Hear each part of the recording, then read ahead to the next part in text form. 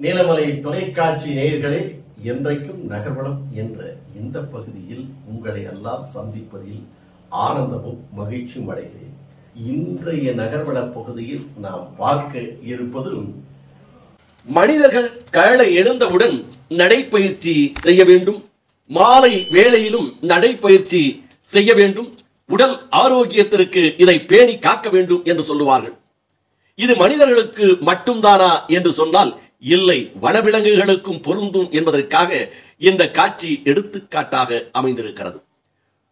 உருவத்தில் பெரிதாக கொண்ட ஒரு யானை தன்னுடைய உடலை சுமந்து சாலையிலே சாவகாசமாக அன்னநடை போட்டு நடைப்பயிற்சி செய்வதைப் போல நடந்து வரும் காட்சி மக்களை வியப்பில் ஆழ்த்தியது.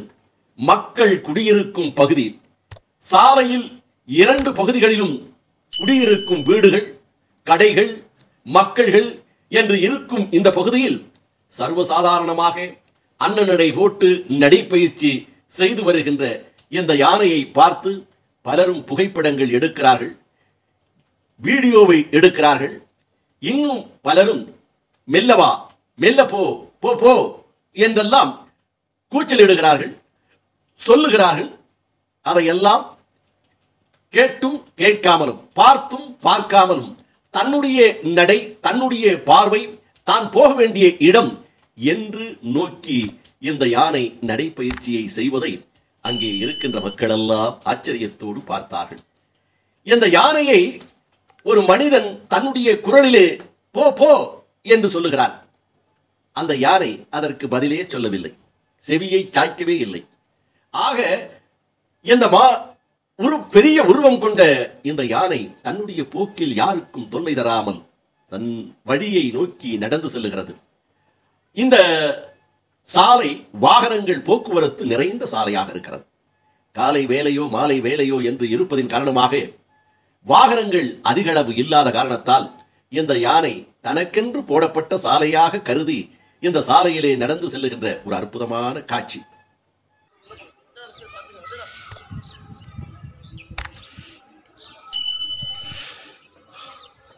நல்ல சைஸு. வா வா வா.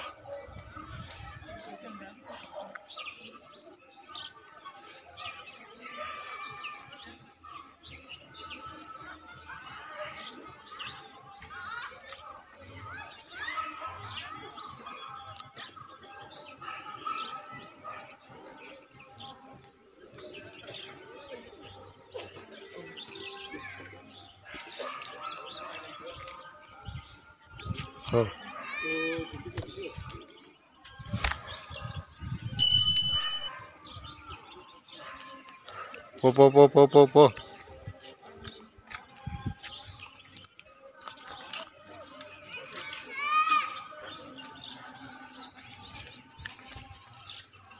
ஒரு பயம் இல்லை இல்லை.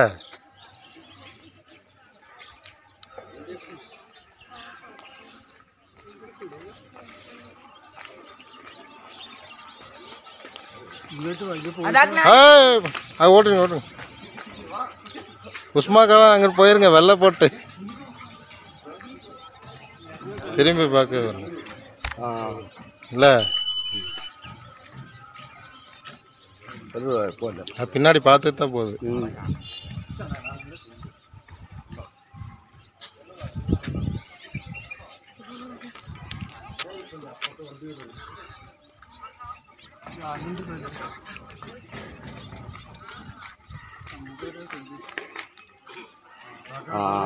ആയുസ് ഇപ്പാക്കുവോ?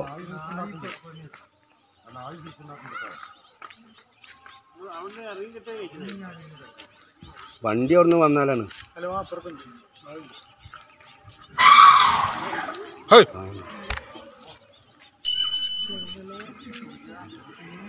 ரோட்ல என்ன நடக்குது?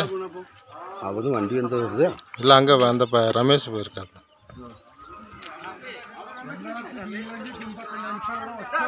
இப்படி சாதுவாக செல்லுகின்ற யானை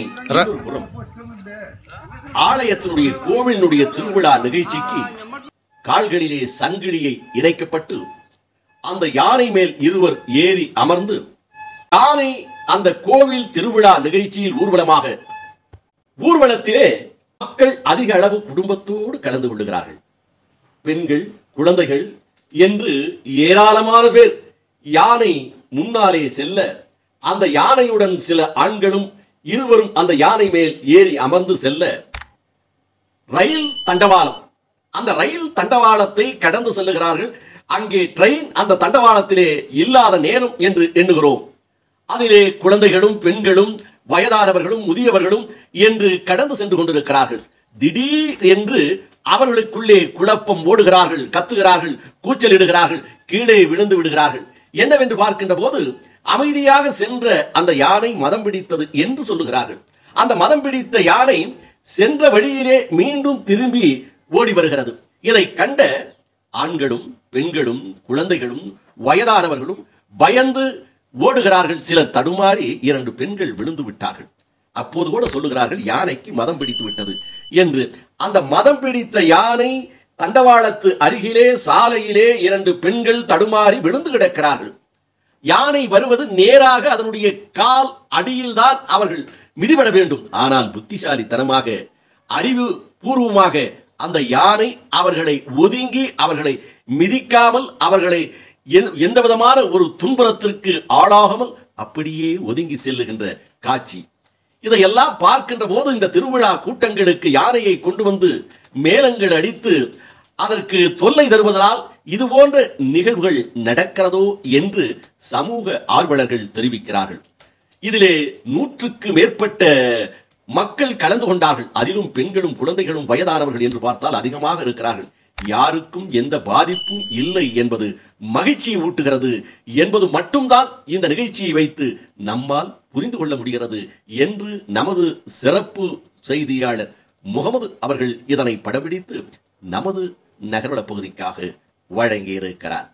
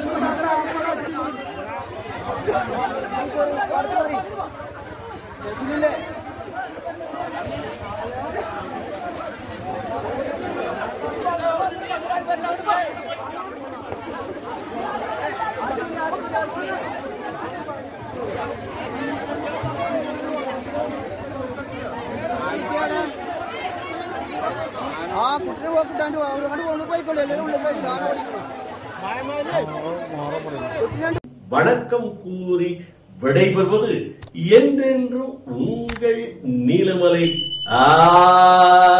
அன்பில்